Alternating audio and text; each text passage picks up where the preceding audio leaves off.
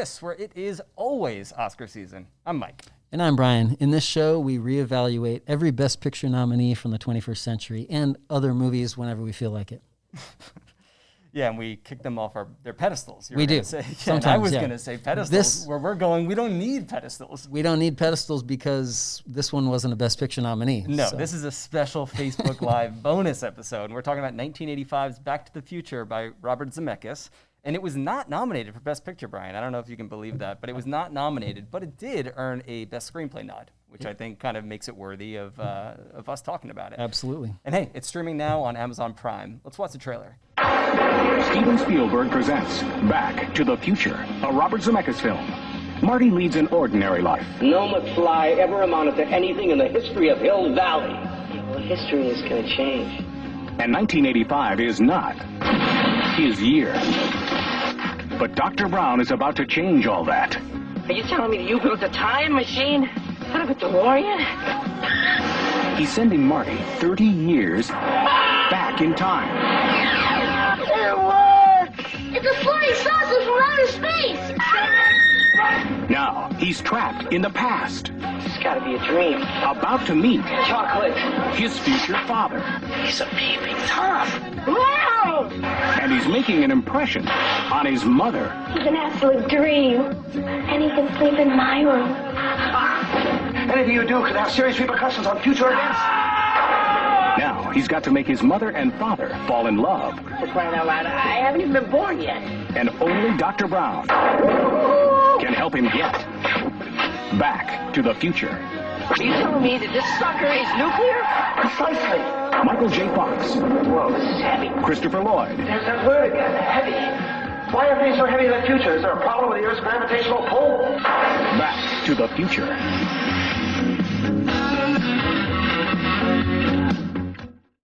I could be wrong, but did they actually call him Dr. Brown in that trailer? It's Doc Brown. It's definitely Doc. Doctor is ridiculous. Coming up in the show, we will ask each other the questions three unique questions that will allow us to hit the gas pedal on Biff's car of truth and destroy the manure truck of ignorance. Wow. But first, we have to thank Pinheiro Marketing Group for producing this podcast on Facebook Live. And you can also listen to it on our podcast audio later. Yeah. But just as an example, I want you to look at Mike here. Even with a mask on, he looks incredible. He looks, from the nose up, he looks like Brad Pitt. But in real life, he's actually nowhere this good looking. And so this just shows you the power of Pinheiro Marketing Group. So if you need some video production skills, visit PinheiroMG.com or send us a message and we'll pass it along. For sure. I think I'm ready for my first question, Brian. All right. Sounds good. Let's dive right in. All righty. So my first question is, Hollywood Reporter. They took a poll a few years ago of 2,000 movie makers, and in that poll, Back to the Future was ranked number 12 of all time. Wow, okay. Which I was kind of surprised with. I mean, yeah. I did really like this movie, but number 12 seemed kind of high. So I wanted to ask you a question. Is Back to the Future better than the following three movies, which ranked number 18, 19, and 20 on the poll, well below Back to the Future? Okay. Annie Hall, Goodfellas, It's a Wonderful Life. Did you pick movies that you knew that I loved? Yeah, I did. Okay. Annie Hall was in both of our top 5 Best Picture nominees ever, before 2000. So. All right. So I know that kind of the whole concept of our show is to decide what is better than something else and put them in some kind of order, keep it or kick it from the year's top 5. Correct. But honestly, I kind of hate ranking things exactly for this reason. Because you might be wrong about one of them? No, I'm never wrong, Brian. But how do you compare two things that are both great, but great for completely different reasons, like these? But I know, I get it. That's kind of what makes it fun, so I'll play along. For me, I will say that those movies are above Back to the Future. But I get why someone would put Back to the Future above it. I mean, I guess it comes down to what you're going to the movies for. What are you trying to get out of it? And those movies are deeper. They're more grounded in reality, and Back to the Future is a fantasy, right? Doesn't mean that it's simple. It just means that, its main goal is sort of fun, where I think that those ambitions are maybe a little bit bigger. Is Wonderful Life not a fantasy? I mean, it's got magical elements to it, but it's about it's about a guy's life. You know, the whole Starts out with angels. It does, but it's grounded. It's supposed to be like more of a human drama than a sci-fi. This one is a fun time travel sci-fi. But actually, though, all this conversation leads a lot into what I was going to ask you. So let me ask you that question. Well, before I tell you that, I got to answer my own question Okay, here. all right. We're going to wrap back around. Yeah, first of all, I saw my future self actually sent me a note because I knew you were going to, it was going to say that Did you Mike. rip it up and then tape it back together? Yes, I did. I taped it back together. That said that when Mike starts to complain that it's ridiculous to compare Goodfellas to the Back to the Future, don't let him get away with it. He's trying to chicken out of answering the question. Whoa. Signed Brian. No one calls me chicken. Signed future Brian. I do think that it raises the question of like, how do you define what is great versus what is like super fun? But I just thought it was interesting that this ranked number 12.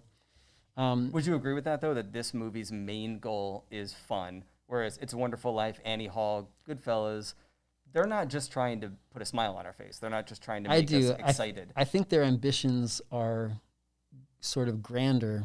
But again, it just comes back to this idea of what makes this thought-provoking idea, why does that make it greater than the fun? Because if something is setting out to be perfectly fun and it perfectly is well executed, I think that is I think the fact that it's number 12 is a testament to that. A lot of movie makers feel like that is a sufficient aim of a movie. And it is. To some degree, yeah. It totally is. I also think, though, that this is, 36 years later.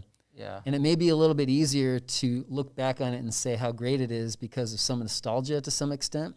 Whereas at the time, maybe it would be hard to say, like when it first came out, this is in the top 10 movies of all time. Yeah. And if you did say that, somebody would probably say recency bias, it's too light, it's popcorn. It did get 3 nominations, screenplay, Bob Gale and Robert Zemeckis. Okay. But also, and it lost to Witness, which is a classic screenplay. It was nominated for Best Sound, and it was also nominated for Best Original Song. The Power of Love. Huey Lewis. It did win sound effects editing. So, anyway. Okay, here's a bold take, a golden Back take. to your question, all right?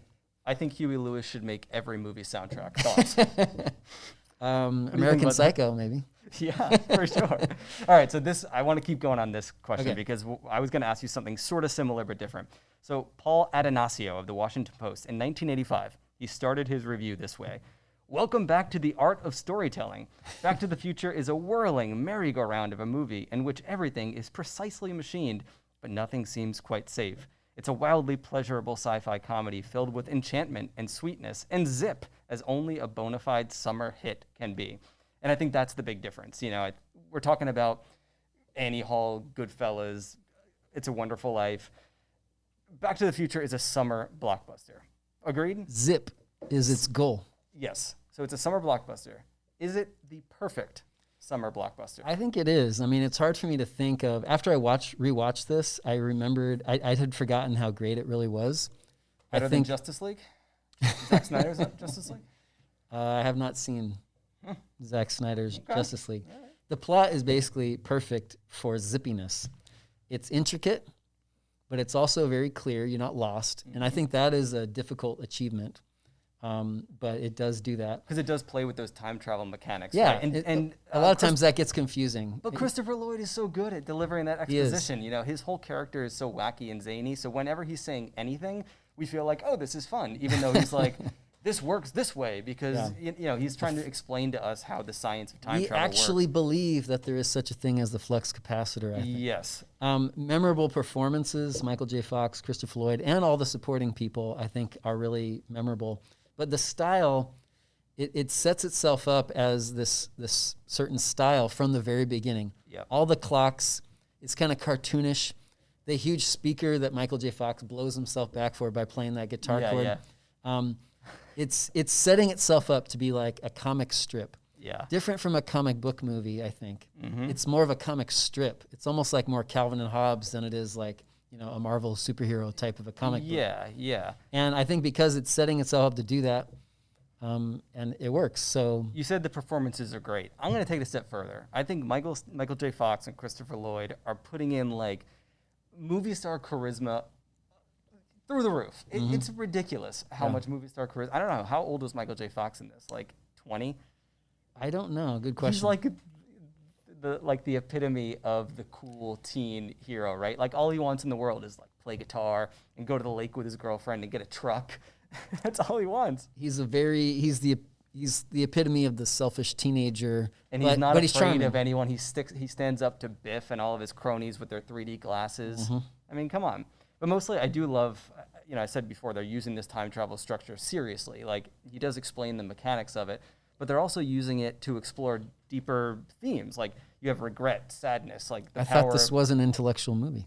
It was not intellectually challenging. Well, here's the thing. Remember? It is those things, those ideas, regret, the power of like chance and fleeting potential. They're in the movie, but they're secondary to fun. I think that's the point. Like, those things give the characters pathos. They make this whole journey important in a way. But Zemeckis never says, okay, now let's take a break and just learn about what Michael J. Fox cares about, because you're really going to need to feel this emotional arc. I don't think that's there so much. I agree, but I do think that because those things are there, it does give it a chance to be number 12 on this poll. Yes, it does give it a depth. And I noticed especially when Leah Thompson, they're having that first dinner scene. Who where plays his mom, mother, Lorraine. and the younger mother. They all play the same. Yeah, and they're all so good. Yeah. But it's that first dinner scene, and she's telling the story of how she and George, his dad, met. The Enchantment Under the Sea dance. It's where he kissed me for the first time, and the kids are like, oh, you've told us this a million times. And Zemeckis is setting up all of these things in order to play with them later. But I noticed that when she's telling this story, she's smiling. This is a happy memory. And then toward the end, she says something like, that's when I knew that I would be with him forever. And there's a longing there. She's kind of sad in that moment. Yeah. And it's almost like I would be with him forever to hear in a life where I have nothing else to look forward to. Like, I've done all of the youth stuff, and now I'm a mother in the suburbs, and I drink too much. That's kind of it. I've got one more quote from that same review that I want to read.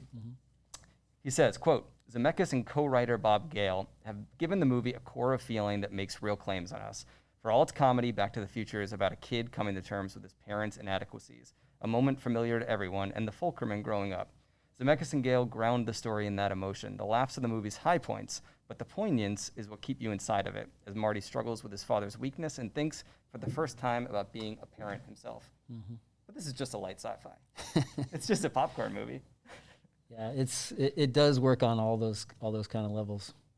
All right, give me your question 2. All right, my question 2.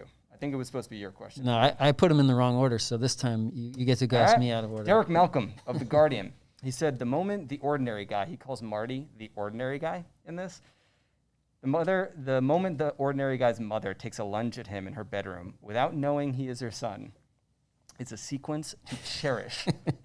To cherish. So, Brian, we talk a lot about morality in this show. It's kind of a common theme. So I want to ask you, what is worse? The fact that Marty goes back in time, change fate, play God, or the fact that we are meant to cherish, as Malcolm says, when his mother is trying to take advantage of him? And another thing, why is Robert Zemeckis allowed to make movies anymore? Answer me that. He's challenging much of our morality, isn't he? I think he is. Well, I didn't really take it very seriously, this idea of the morality of changing the past. Is that because it's not a drama? You're having too much fun?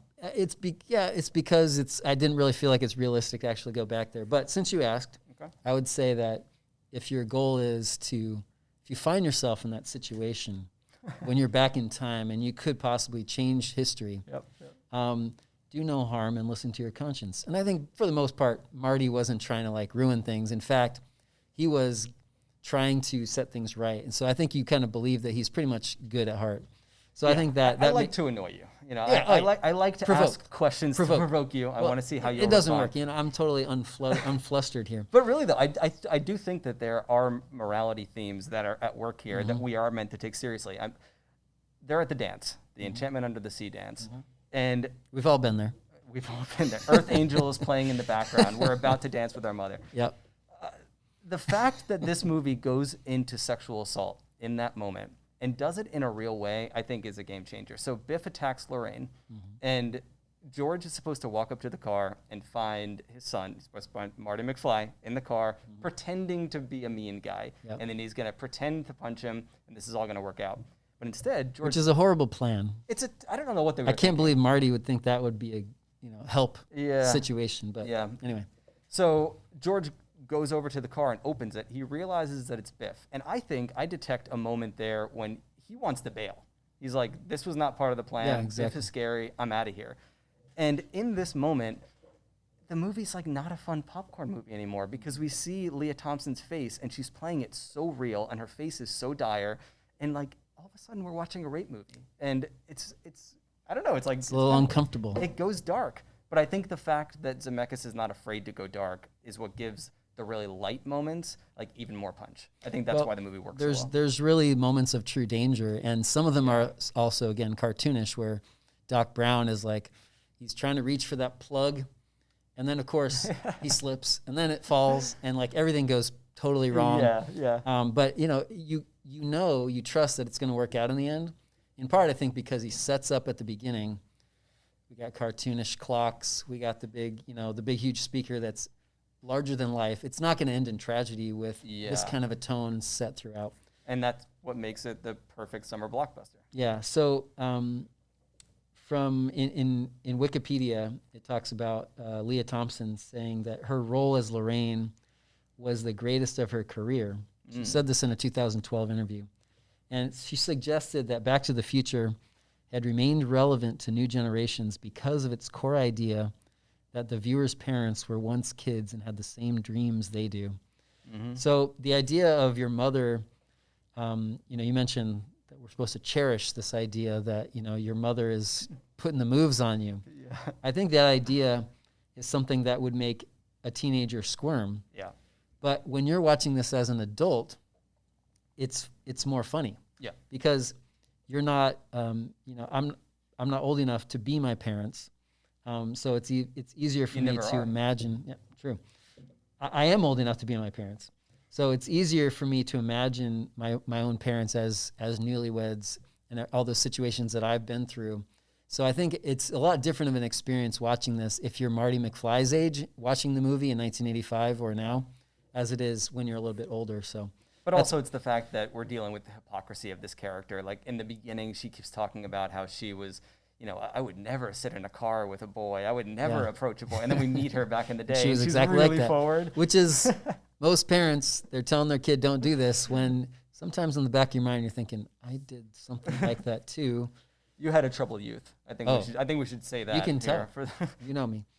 My question 2 is, in a hero movie, which is every movie, you're supposed to change. The character's supposed to change. So does Marty change? Yeah, I think so. How does he change?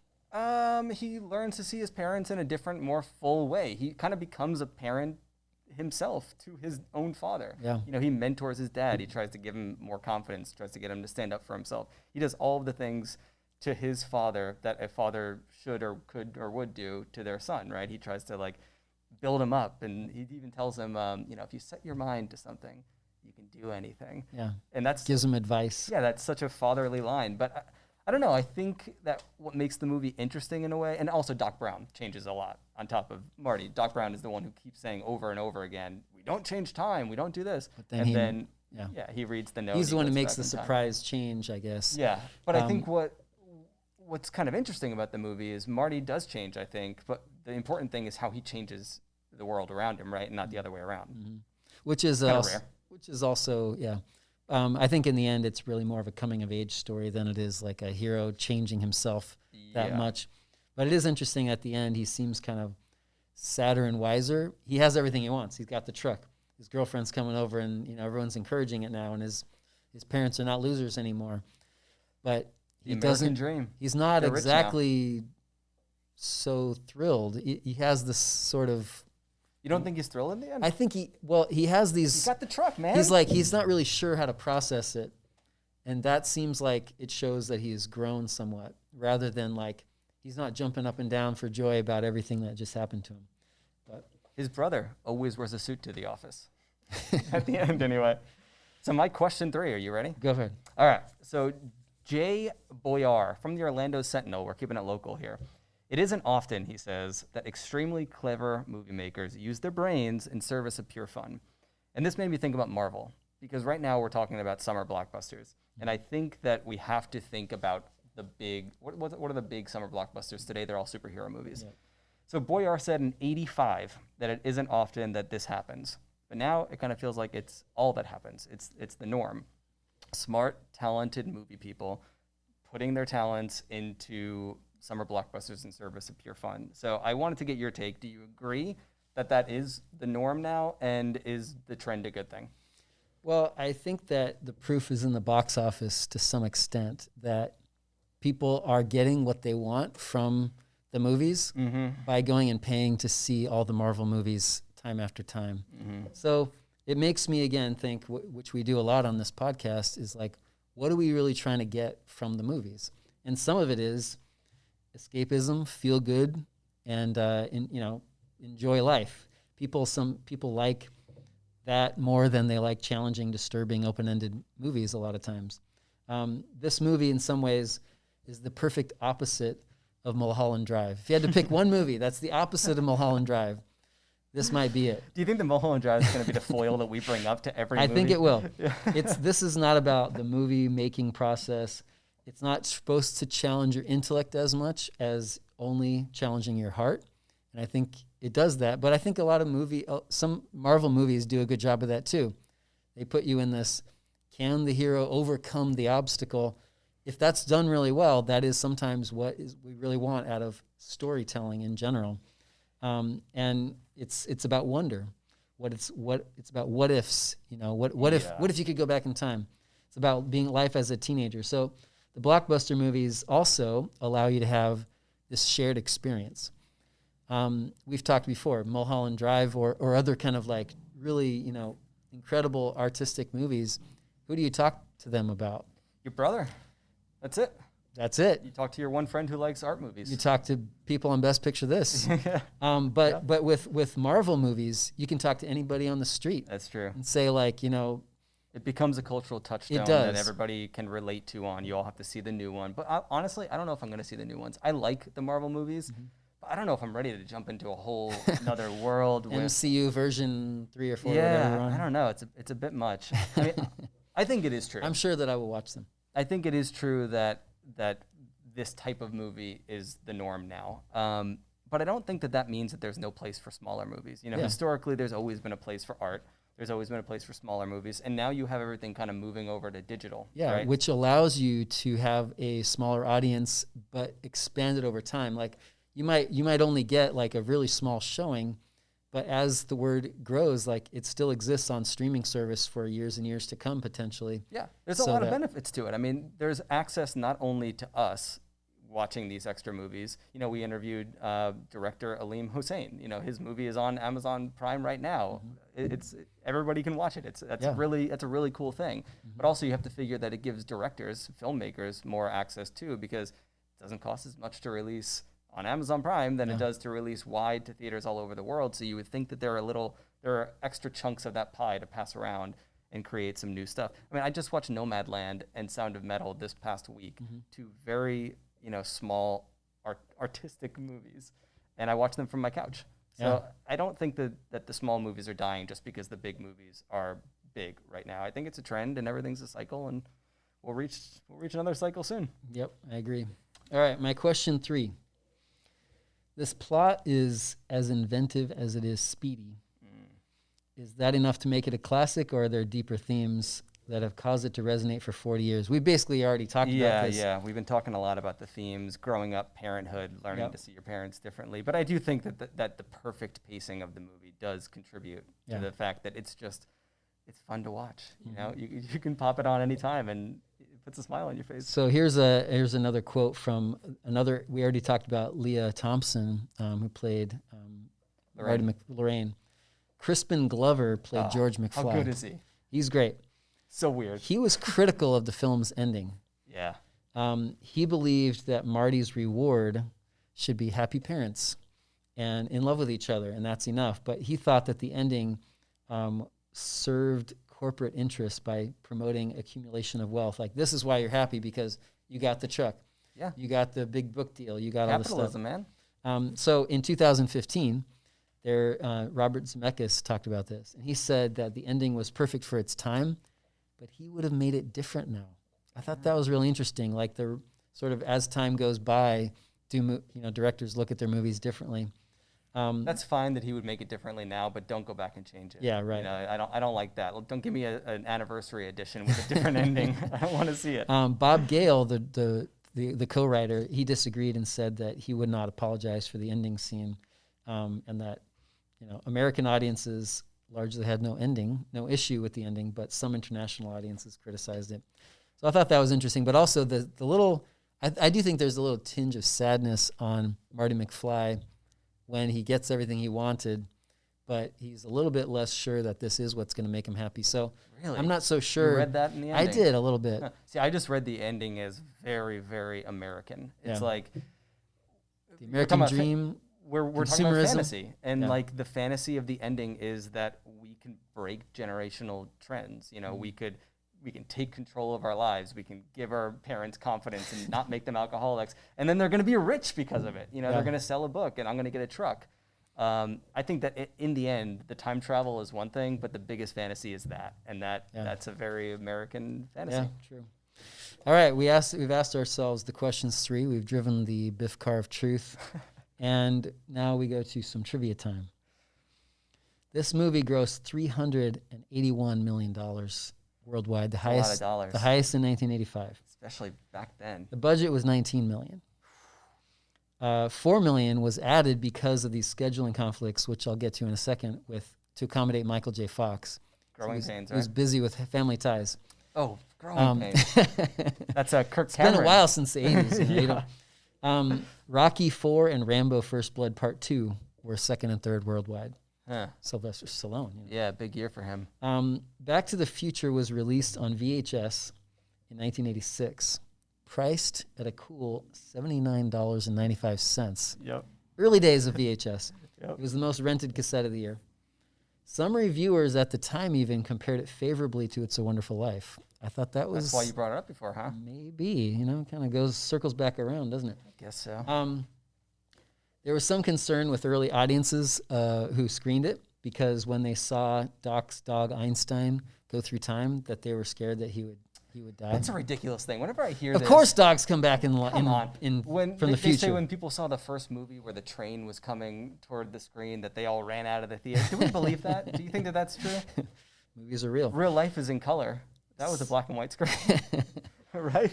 The movie was written by Robert Zemeckis and Bob Gale. It was rejected by over 40 studios, in part because other comedies at the time, like Animal House, were a lot raunchier. Yeah. And so this was kind of more, tame.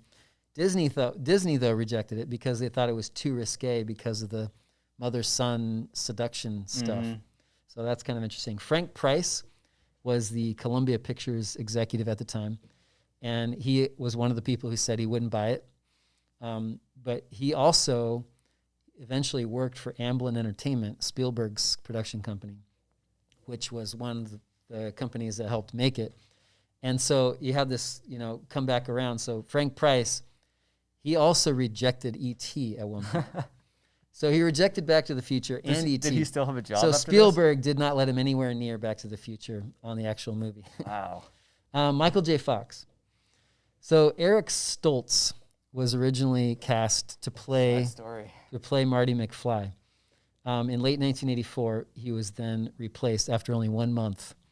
And part of it is that Eric Stoltz apparently was like super method in his acting. He would stay in character as Marty, and he refused to answer to his own name. So the crew cast was like totally annoyed with him. And he even he feuded with Thomas F. Wilson, who played Biff, because he put all his strength into pushing him. And Biff was protesting this and said he didn't want that to happen. So I just thought that was totally ironic. Biff, the bully, is getting bullied by Eric Stoltz on the set.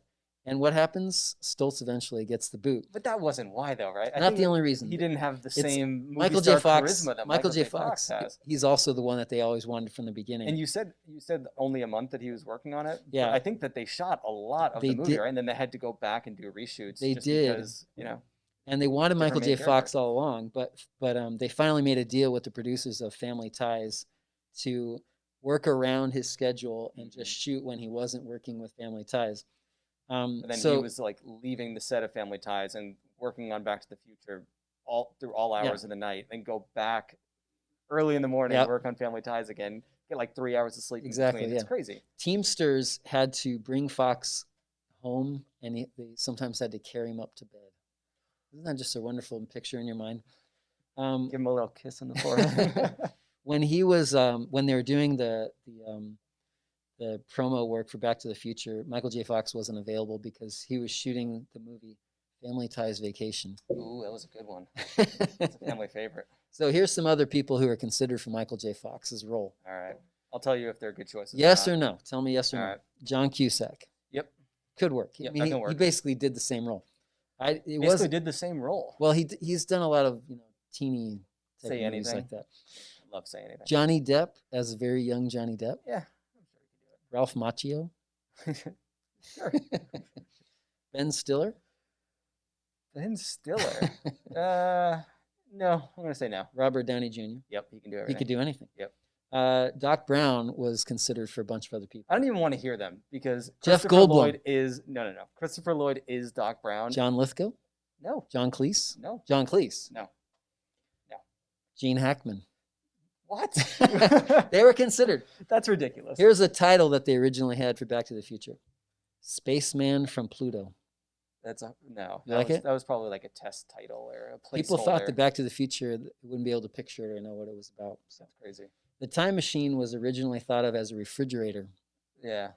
But Steven Spielberg said no because he didn't want a kid to climb into a refrigerator. What a nice guy, Steven Spielberg. Very thoughtful. I guess so. But then he had Indiana Jones climb into a refrigerator in Crystal Skull. The nuke went off, and Indiana Jones, he went down the hill, a lot of bumps, a lot of bruises, came out fine. Maybe that's what he was thinking about with the Crystal I'm Skull. just saying that they're pretty Huey safe. Lewis is actually in the movie. Is He's one of the Battle of the Bands guys. He's uncredited. love So that. here's a great one. Marty's father, in an early concept, didn't come back as an author but as a boxer because he punches. Yeah, a little bit much. too close. Yeah. So here's another part of the sort of darker side of the ending, the American dream, the twisting of time. Yeah. It's a little bit interesting. So Chuck Berry, actually, It's your cousin Marvin. Is that the worst line in the movie? he actually did. He's the one who really wrote Johnny Be Good. So Yeah.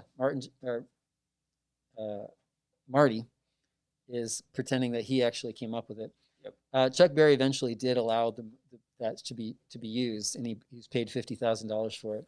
But NPR talked about that Berry may have been worried about some of the underlying racial issues of this, because you have white guy kind of claiming the African American influence music. He creates rock and roll. Yeah, so I thought that was kind of interesting that Chuck Berry may have kind of had an issue with that. There were 20 crew members that were used to get all those clocks figured out at the same time. Wow. Real clocks. Did they build that Rube Goldberg machine too that makes the toast and I don't dumps know. the That would dog take at least food 20 and- people. Oh, for sure. Of course, Michael J. Fox, eventually diagnosed Parkinson's at age 29. So when I saw that number, I was kind of surprised. I didn't remember he was that young, but kind of makes you wonder what his career could have been like. Yeah. So that's it. That's my trivia. All right. Well, I think we did it. I think that's the show. So All right. We don't have anything else. So we want to hear from you. You can find us at bestpicturethis.com or on Facebook or Twitter at bestpicturethis. Any comments you make there, we'll always consider to read here on the show. if you want to support the show with cold hard cash, visit patreon.com/bestpicturethis. Yeah.